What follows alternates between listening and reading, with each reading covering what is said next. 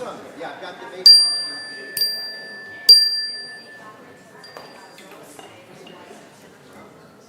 Good morning. First UU Austin is a cool, happening place.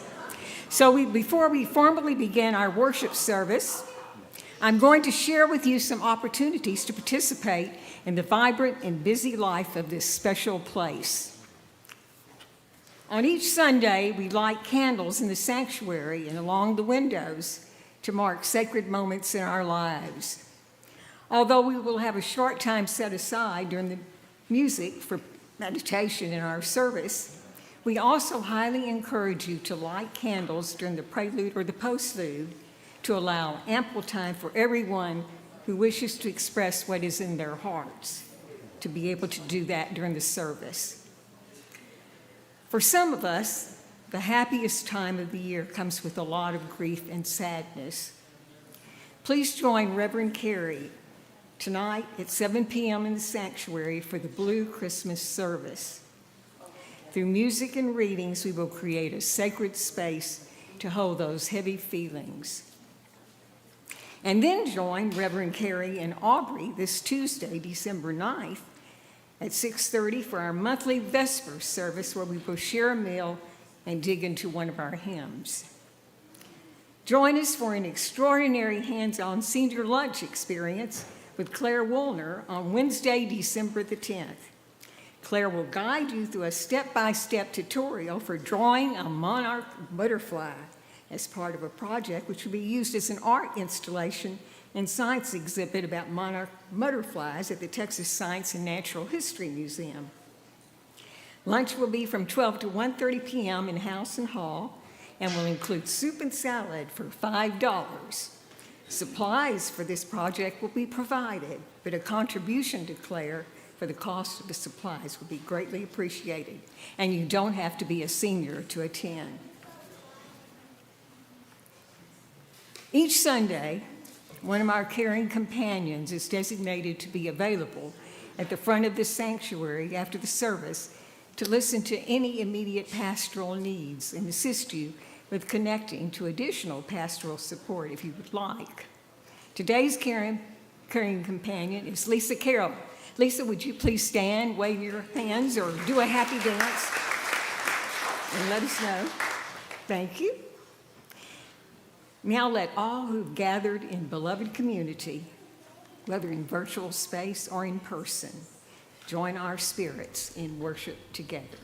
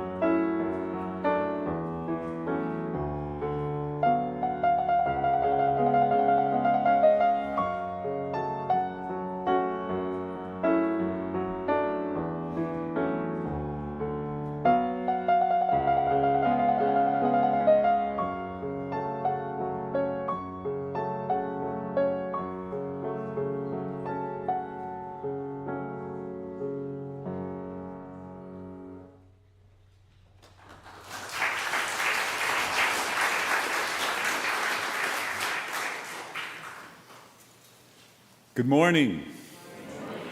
Whether you're joining us online or here at the church, welcome to First Unitarian Universalist Church of Austin. We are a spiritual community rooted in fierce love and dedicated to a free and responsible search for truth, meaning, and beauty.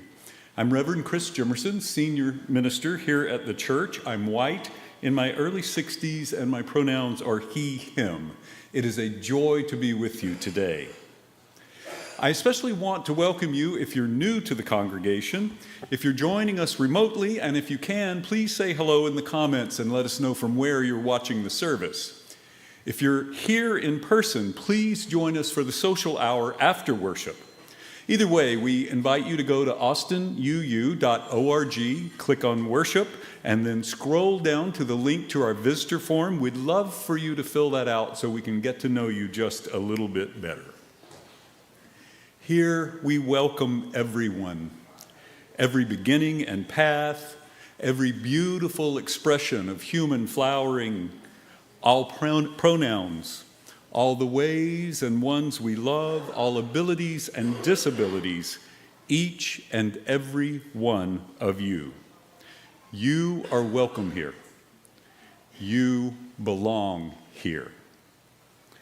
And speaking of which, we have one important addition to your order of service this morning. Right after our anthem and before the story for all ages, we will be doing our new members welcoming ceremony, so we look forward to that. We come from a long tradition of sensing an ocean of divine love that flows through each of us. It's in this tradition that I invite you to greet the holy among us this morning, either in the comments or by turning to those around you here in the church.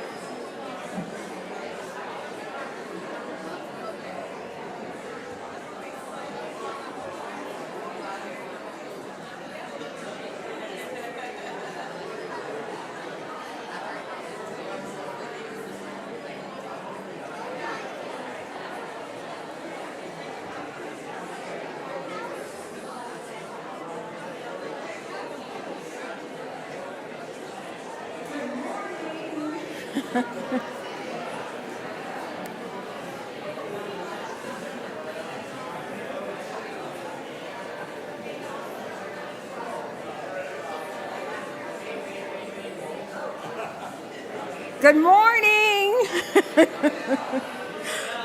I'm Angela Smith, pronouns she, her, and I have the honor of being your lay leader today. I'm a short, feisty, 80-year-old white woman who loves being in a church where all are welcome except ICE.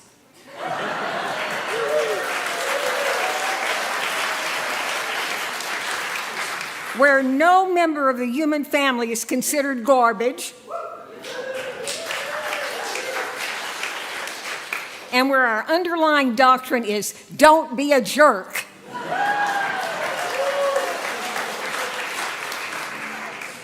Please join me now in the words for which we light the chalice. This is the flame we hold in our hearts as we strive for justice for everyone. This is the light we shine upon systems of oppression until they are no more. Light we share with one another as we struggle becomes our salvation.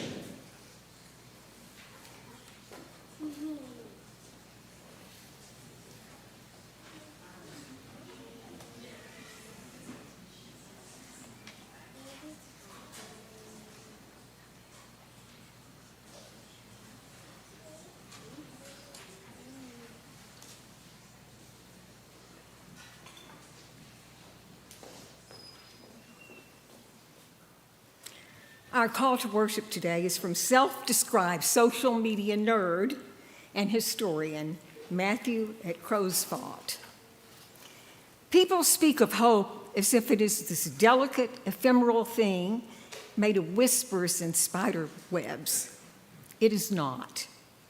Hope has dirt on her face, blood on her knuckles, the grit of the cobblestones in her hair, and just spat out a tooth as she rises for another go. Our opening hymn is number 15 from the Gray Hymnal. So please rise either in body or spirit and let us sing together.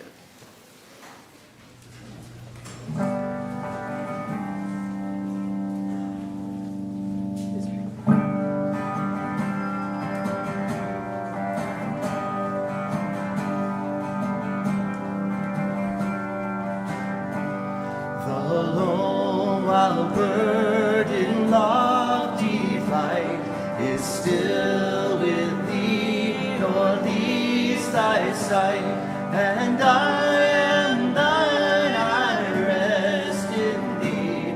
Great Spirit, come and rest in me. The ends of the earth are in thy hand, the seas are deep and far off land, and I am thine, I rest in thee. Great Spirit, come and rescue me.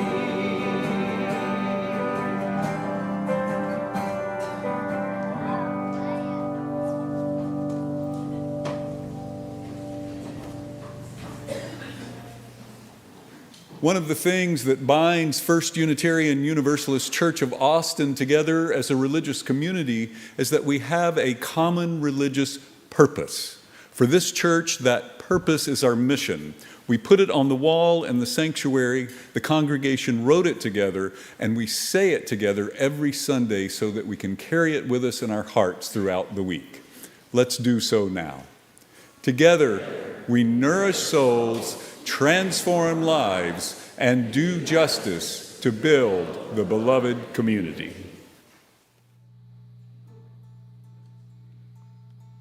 You'll thank me for this later. Guitars love the winter. All right, that'll have to do. 2, 3, and...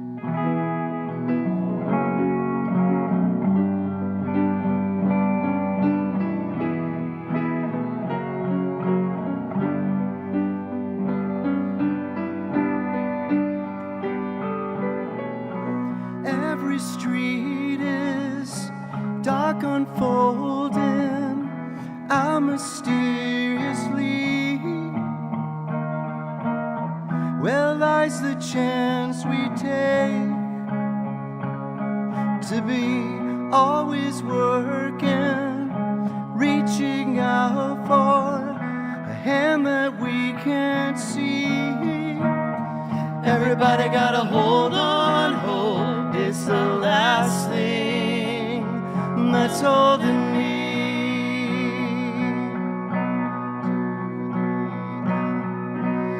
Invitation to the last dance, then it's time to leave. But that's the price we pay when we deceive one another. Animal mother, she opens up for free. Everybody gotta hold on, hope it's the last thing that's holding holding me.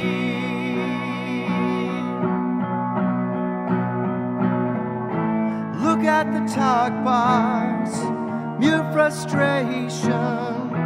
At the station, there rides the cowboy. Take it,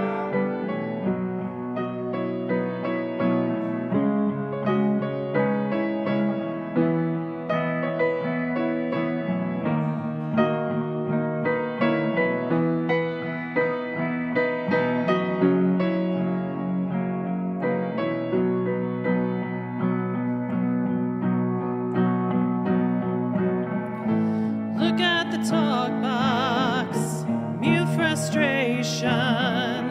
At the station, there rides the cowboy. campfire flickering on the landscape. That nothing grows on, the time still goes on through each life of misery. Everybody gotta hold on, hope. It's the last thing that's holding me. Everybody hold on, hope. Everybody hold Everybody on. gotta hold Hold on, on. hope. It's the last thing that's holding me. Everybody hold on, hope. Everybody hold on. Everybody gotta hold on, hope. It's the last thing that's holding me. Everybody hold on, hope. Everybody hold on. Everybody gotta hold on, hope. It's the last thing that's holding me.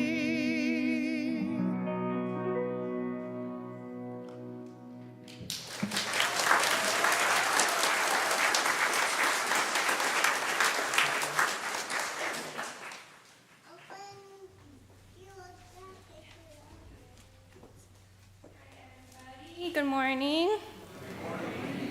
My name's Aubrey, and these are my emotional support dinosaurs. I use she, her, they pronouns. I have long brown hair, striped green and white Christmas-themed outfit today with the red skirt. And if any, I'm going to do the new member recognition this morning, but Sol is going to do the story right after. So if any kids want to come up here and join me to get ready for the story and welcome all these cool new people, you guys can come up and join me because you might like what I have to say too. Yeah, Kieran, come on. You want to come? Yeah. Yeah, hi.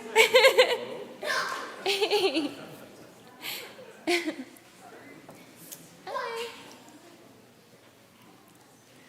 Welcome, welcome. So I don't know how Reverend Chris and Carrie come up with stuff, what to say every week. I just started thinking, and this one phrase just came to my mind. One raindrop raises the sea. If you know what that's from, you're really cool, stay awesome. But it is from a book series and a show called Dinotopia. Do you guys know about that? No. Yeah? So in this show, humans and dinosaurs live together, and to clarify, it's not some weird, like, young Earth creationist thing. It's more like a sci-fi story where dinosaurs lived in this cave. And when the asteroid came and all the other dinosaurs died, they lived in the cave still. And they evolved like language, and they became smart, and they had their whole city and society down there. And if any humans went in the cave, they weren't allowed to leave. So they had this whole city with humans and dinosaurs living together. And they have a code of Dinotopia, which is kind of like our covenant. So I'm just going to read it really fast. It's not that long. The code of Dinotopia is survival of all or none. One raindrop raises the sea. Weapons are enemies, even to their owners. Give more, take less. Others first, self last. Observe, listen, and learn. Do one thing at a time. Sing every day. Exercise imagination. Eat to live. Don't live to eat. Don't, and then it's a mystery because the tablets they found it on is broken, so you'll have to watch it to find out what it is. But it's the last one. But I don't know why the phrase "one raindrop raises the sea" kept coming to my mind when I was thinking of welcoming the new members, because I don't really disagree with anything from the Dinotopia Code, but I just, like, isn't it so much more fun to do stuff with our friends? And I know one person, one raindrop can make a bunch of change, but I think it's so much more fun to do it with our friends and do it together. So why don't you guys help me welcome all the new members that want to be a part of our community and do all this good stuff with us. So new members, if you also want to come up here, come on down, bring your sheets. If not, I have extras.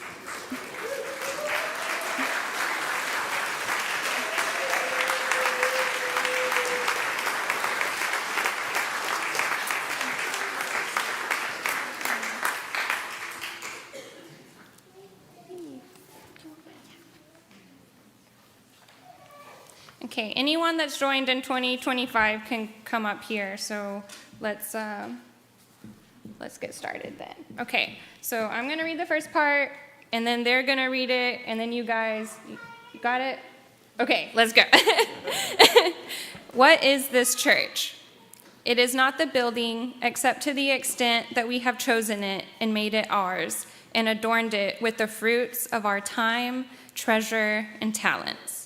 It is not the ministers, except to the extent that we ask them to inspire us and work together with us toward our goals. It is not the music, except to the extent that we are lifted by it and that we make it when we blend our voices together to produce sounds lovelier than any one of us could make alone. It is not even the beliefs, for we Unitarian Universalists hold no single unifying belief, only the combined beliefs of each one of us. This church is the people. Without me, without you, this church is nothing. It does not exist. Buildings may fall down, ministers move on, music may go out of tune, and beliefs may falter. No matter. We are this church. Without us, it is nothing. But with us, it can be anything.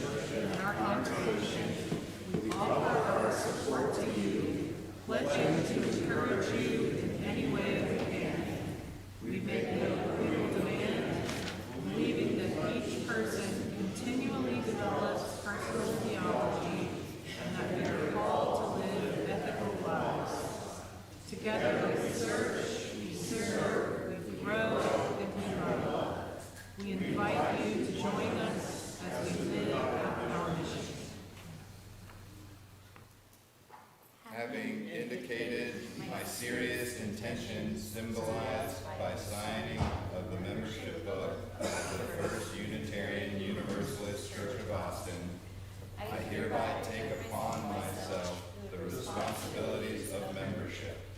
I will seek to act as a moral force in the world, locally and globally, developing my own path of spiritual growth while encouraging the same in others. Reverently, we covenant together to seek and promote a vision of a right relationship, the deepening of character and service in the world. We begin with ourselves as we are, and we come together to support and maintain this free religious community. We welcome you new members with love, support, and encouragement. And as though if one raindrop may raise the sea, it's going to take all of us to eat that cake. So let's, afterwards, please join us for the social hour in Hausen to get to know these guys a little bit better. Thank you.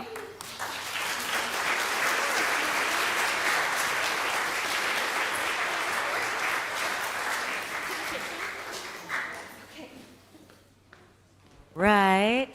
Hello, everyone. My name is Sol. I am a small white human with short blue hair. I already have lots of friends up on the stage with me, but this is, of course, the time for all ages. So, if anyone else would like to join me, please feel free to come on up and take a closer look at the pictures. Hello.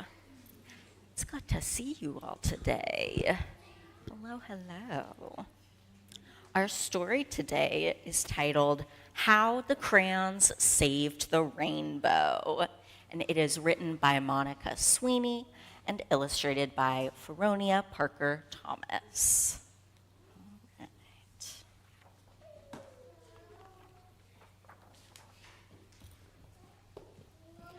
The sun and the clouds were best friends. They worked together to keep the earth warm and gardens growing. But of all the things they did together, their very favorite was making rainbows so that the whole world was colorful and happy. Then, one day, the sun and the clouds had a big fight. The clouds were blocking the sun, and the sun couldn't shine through to the earth. The sun went sizzle, sizzle, sizzle at the clouds, and the clouds went clap, bang, boom, back. They stopped being friends and were never in the sky together again. I know. With the sun and the clouds so far apart, it was scorching hot on some days and damp and cold on others.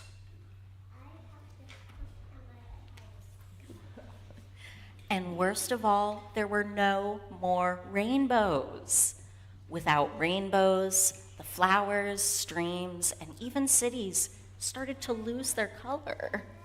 Soon, the earth was black and white. But in one little town, in one little school, in one little desk, there was one little forgotten box of crayons. And the crayons still had their color. The desk rattled, shook, clambered, and clanked. All of a sudden, it toppled over, and the box of crayons tumbled out. Yippee! Ah, I'm naked! Get off of me. I'm out of here. Woe is me. Hey, where are all the colors? The crayons started to search for the colors. They raided marker bins and tore through art projects, but everything as far as they could see was only black and white. Who made all the colors go away? What about daffodils and butter? This is so sad. This is terrible. If oranges aren't orange, do I even exist? The crayons looked out the window.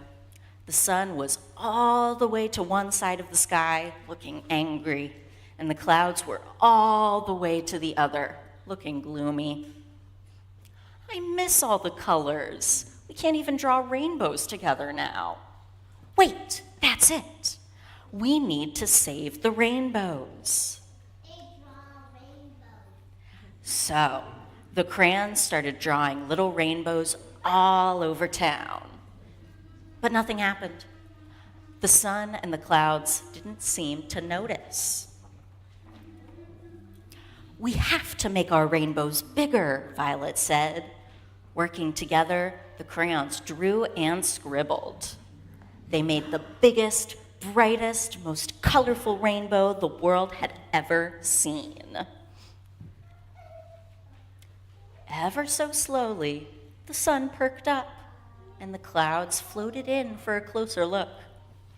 The sun and the clouds both peered down, admiring the giant rainbow that the crayons had drawn. "What bright colors," said the sun. "It's incredible," said the clouds. They looked at each other with great big smiles. The sun said to the clouds, "Remember when we used to be together all the time and make rainbows?" The clouds nodded. "I'm sorry for going clap, bang, boom at you." "I'm sorry for going sizzle, sizzle, sizzle at you," said the sun. "It's better being friends," said the sun, and the clouds agreed. They hugged. The sun shined brightly, and the clouds misted happy rain. Ever so slowly, rainbows reappeared near and far, turning the world colorful once again. And there's their great big rainbow they made together. Isn't that pretty? The end. All right, thank you so much for listening to that story with me. We can head on back now.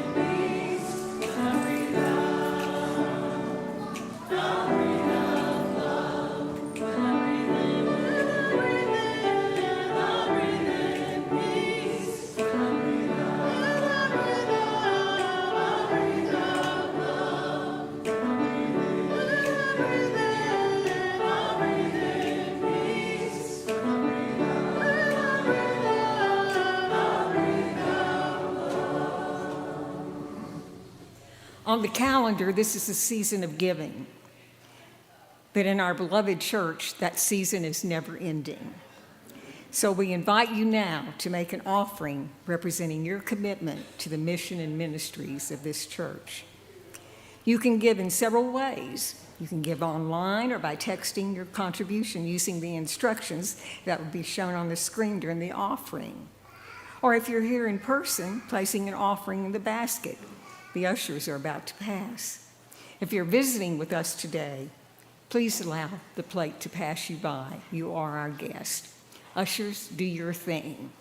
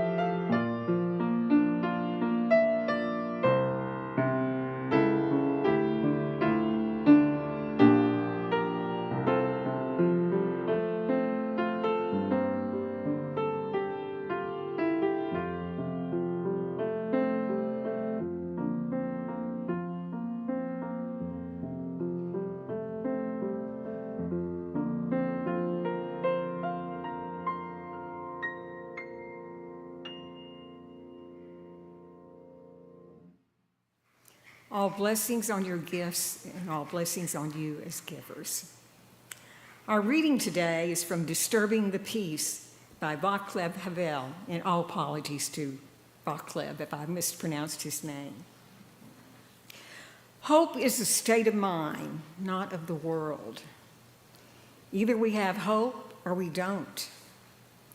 It is a dimension of the soul, and it's not essentially dependent on some particular observation of the world or estimate of the situation.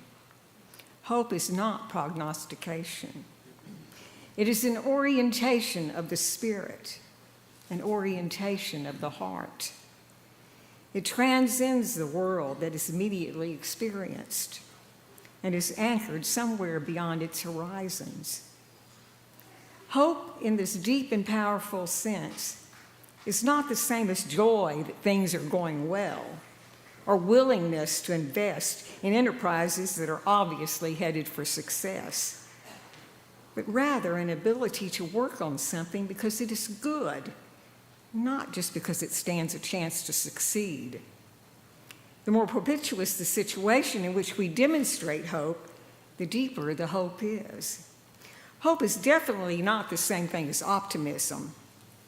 It is not the conviction that something will turn out well, but the faith that something makes sense regardless of how it turns out.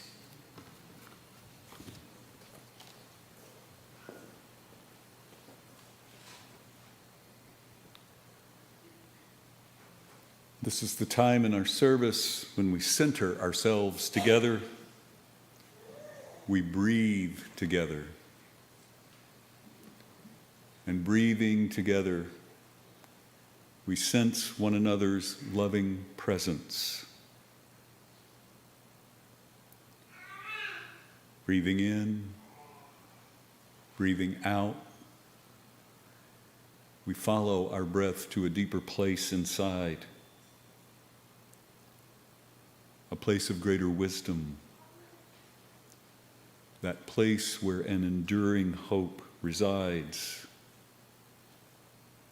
a place where an ocean of divine love flows through each of us.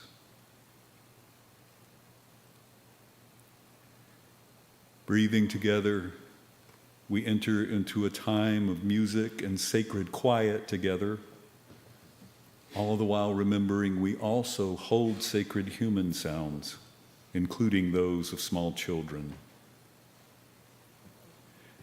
As we enter this time of music and quiet meditation, I invite you to keep in your mind and heart members of our community who are ill or in sorrow, as well as those who are celebrating joys.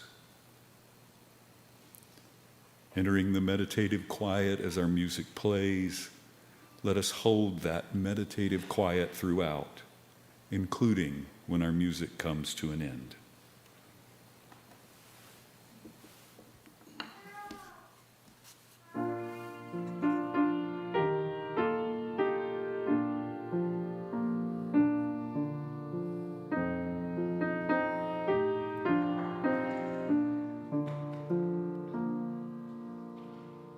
Soft as the voice of an angel, breathing a lesson unheard.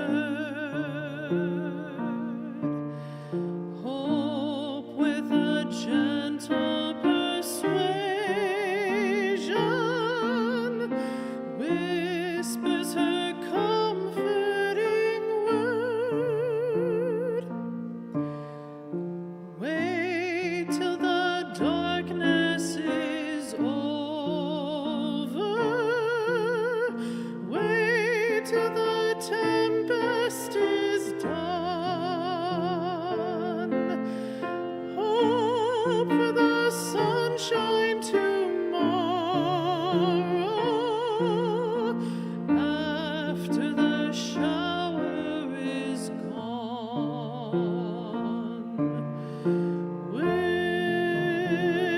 Whispering hope, oh how welcome thy voice, making my heart in its song.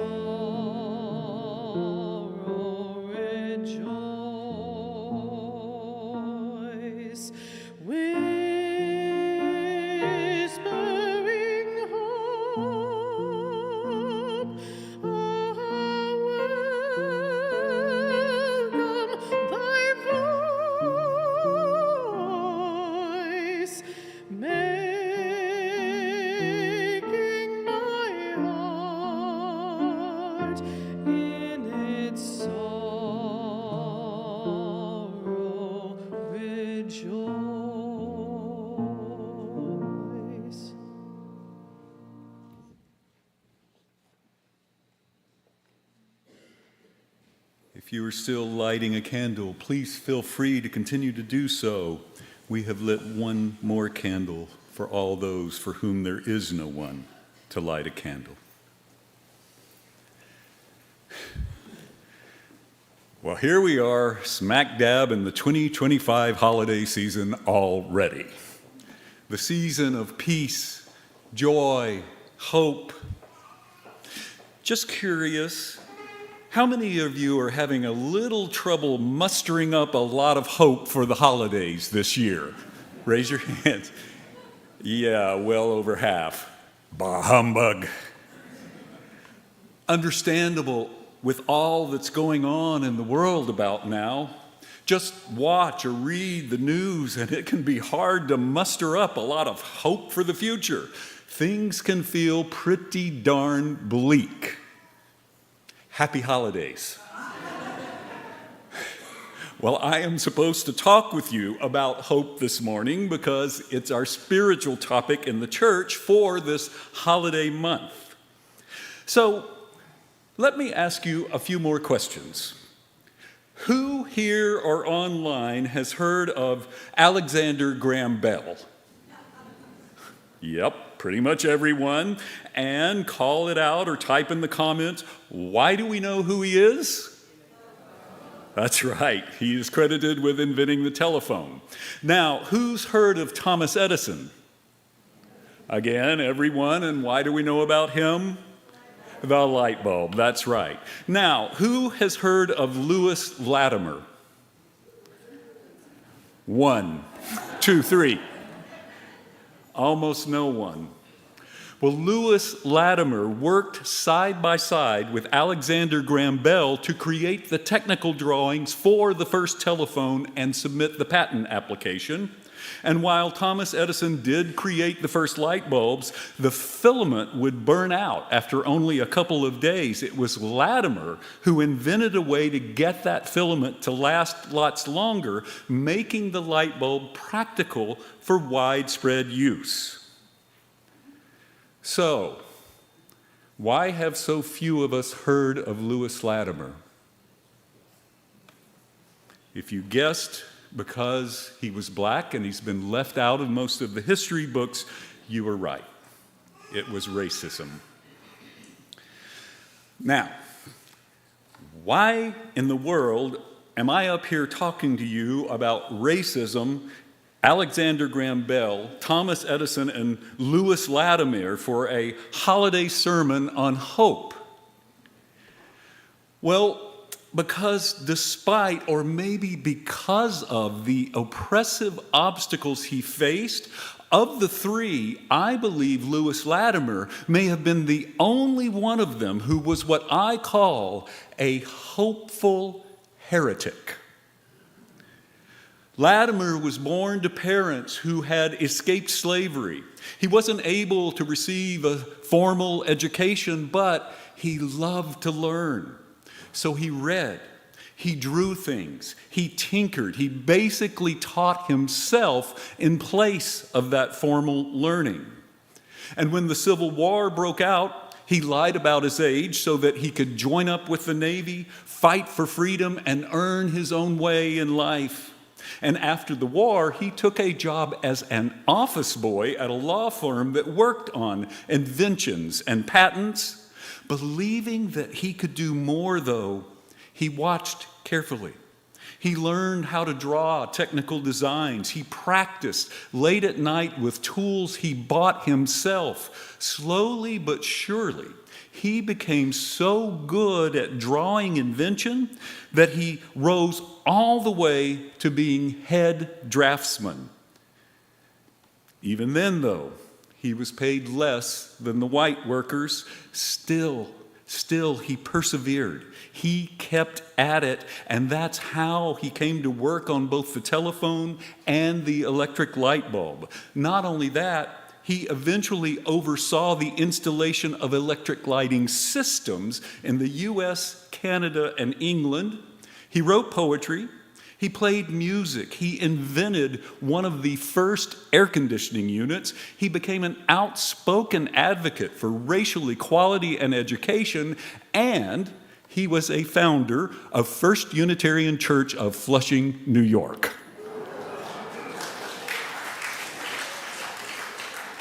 And through all of this, Latimer, maybe related to being a Unitarian, demonstrated the characteristics of what I am calling that heretical hope. He grounded hope in the value of his efforts, not whether he could control the outcome. He created hope through his own actions in the here and now.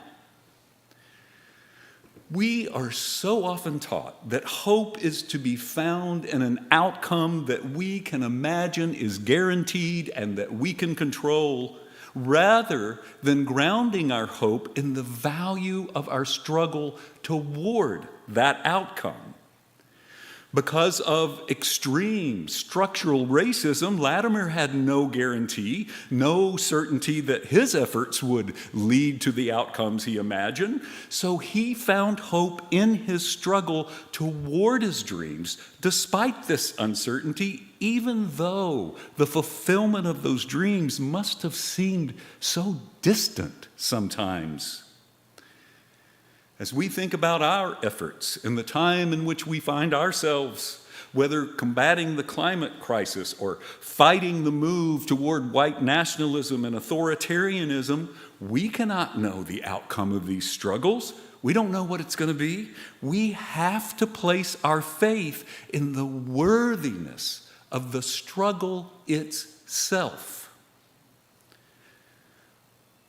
Author, climate, and human rights activist Rebecca Solnit expresses it like this: hope locates itself in the premises that we don't know what will happen, and that in the spaciousness of uncertainty is room to act. It's the belief that what we do matters, even though how and when it may matter, who and what it may impact, are not things we can know beforehand. Or as our reading said, hope is not the conviction that something will turn out well, but the faith that something makes sense regardless of how it turns out. Now, closely related to this, rather than thinking of hope as only future-oriented, as we are so often inclined to do, the hopeful heretic knows that while our dreams for the future are certainly a part of what sustains and motivates us, true hope must also include the stories we tell ourselves in this present moment, as well as the stories we tell ourselves about our pasts. Latimer seems to have repeatedly rooted his hope in the soil of the present moment, in his agency, despite the great obstacles he faced, a sense of agency he could repeatedly draw, at least in part, from the story of his past, from having faced such hardships and overcoming them. And he seems to have treated hope as something we do, to find hope in taking action. Buddhist scholar and activist Joanna Macy writes, "Active hope is a practice. Like Tai Chi or gardening, it's something we do rather than have. We don't wait until we're sure of success. We focus on what we truly, deeply long for, and then we proceed to take determined steps in that direction." So, like Latimer, we can create hope by aligning our actions within how things are now with our dreams for how they could be.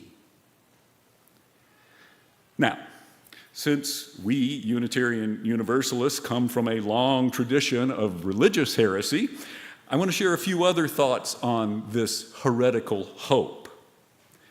First, hope is not the same as optimism, the naive belief that things will just somehow work out. And hope's opposite, despair, is far too often the refuge of the privileged to avoid acting for justice because they don't have to. And neither though can we hoard, protect our hope by trying to hide it away within pessimism or cynicism. These are hope kryptonite.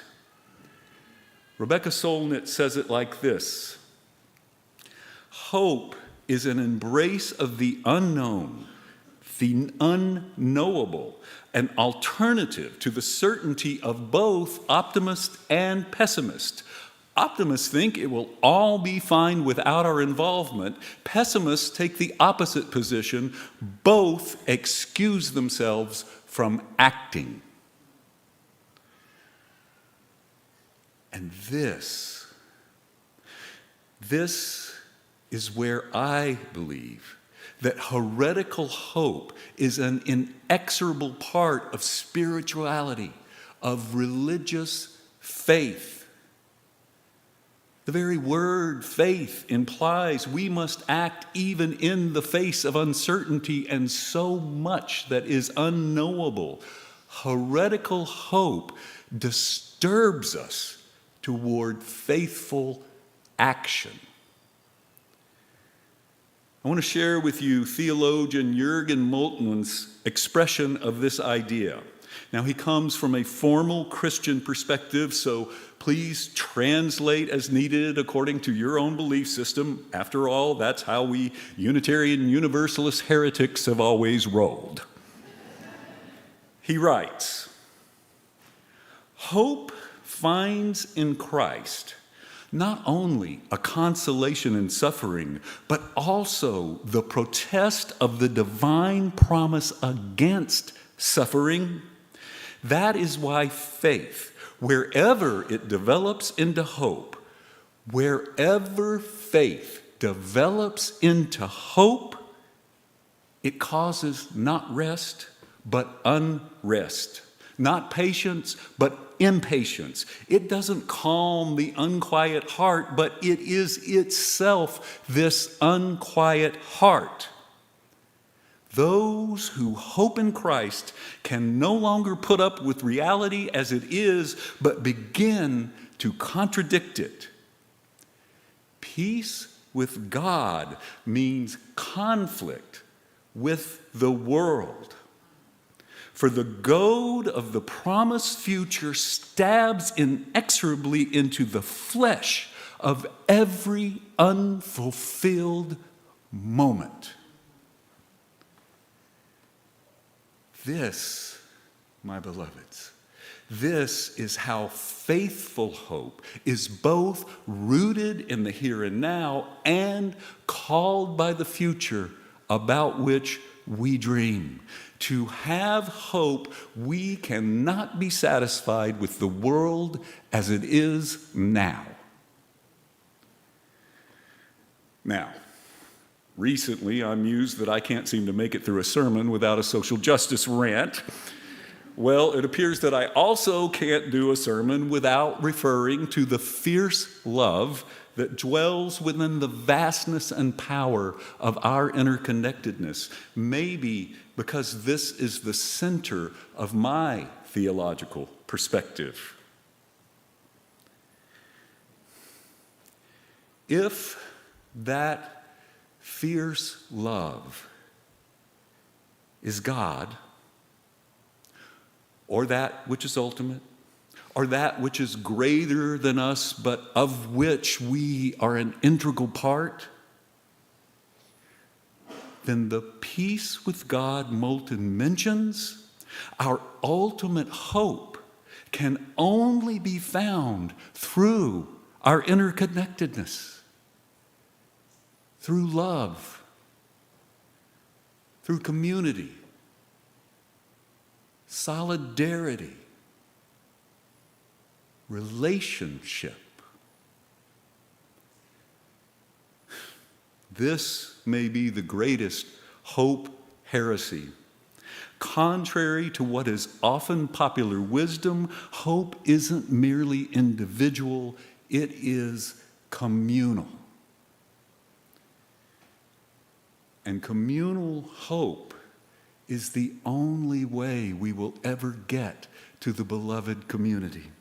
It is absolutely required for us to have the resilience to keep dreaming it into existence because communal hope is the foundation upon which the beloved community must ultimately be built.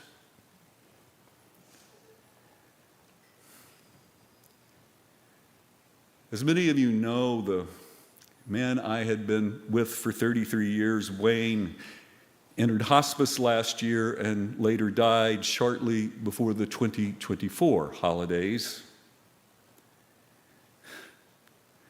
One of the things this religious community did after Wayne went on hospice care was to organize a table in our fellowship hall where folks could leave cards or sign some that were provided. They could leave messages of support and hope for us. Our religious education manager at the time, Kinsey, got the children Wayne had taught as a volunteer in religious education to send cards also. When I brought them home to Wayne, he couldn't bring himself to open them and read the messages right then. He was too emotional. But soon after, he did say that he was not afraid of dying anymore. That he had lived a wonderful life full of love and beautiful relationships. He had done so much of what he wanted to do in life and been a part of trying to make a better world and creating community. And that included this community and those children and those cards.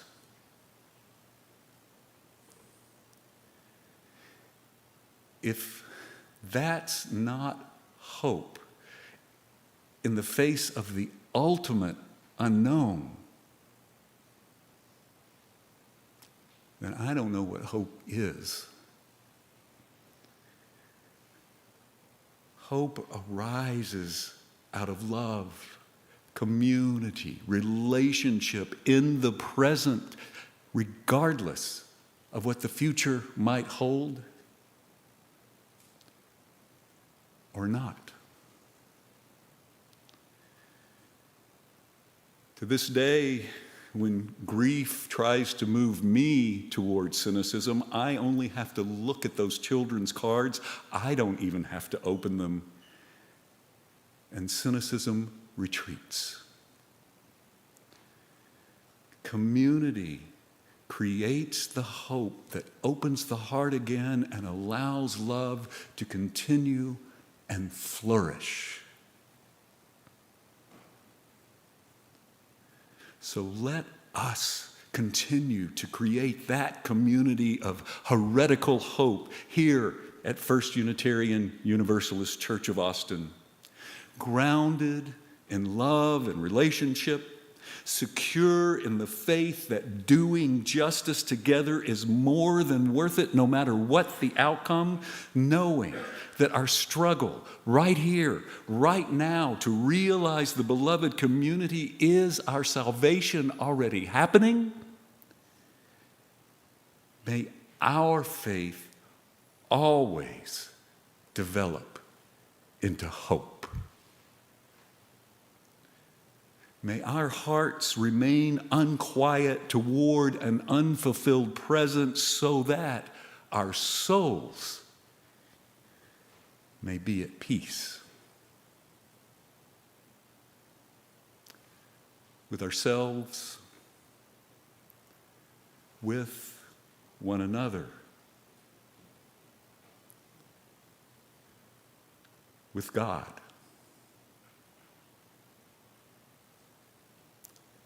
Amen.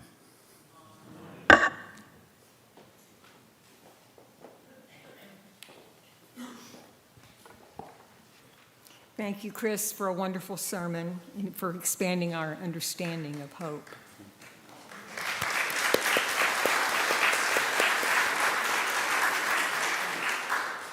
Now, please rise either in body or spirit, and let us sing together hymn number 1002, Comfort Me, verses 1, 2, and 4.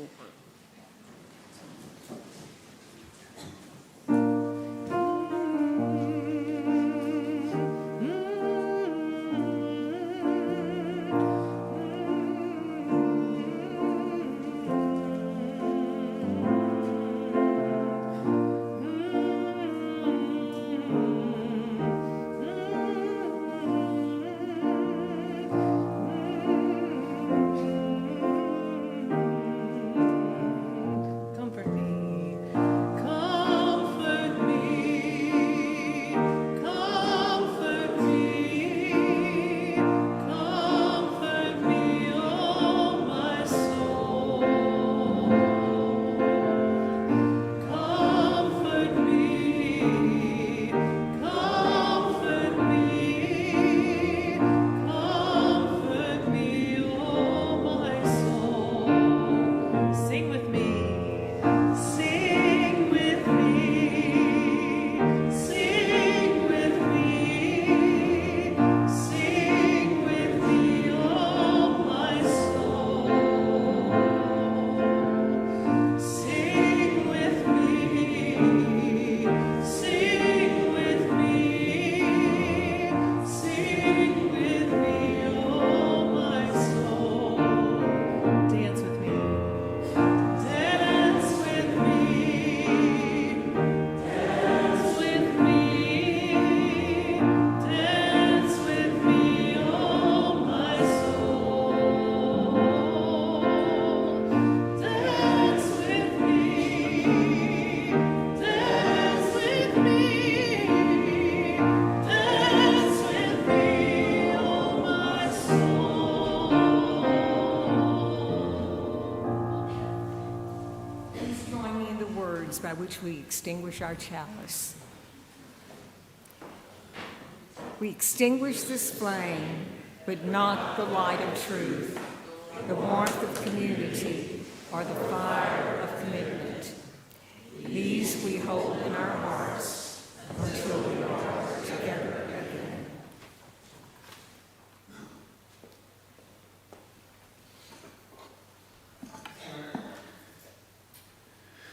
For the benediction today, I leave you with a poem by minister, poet, and artist Jan Richardson. Blessing of hope,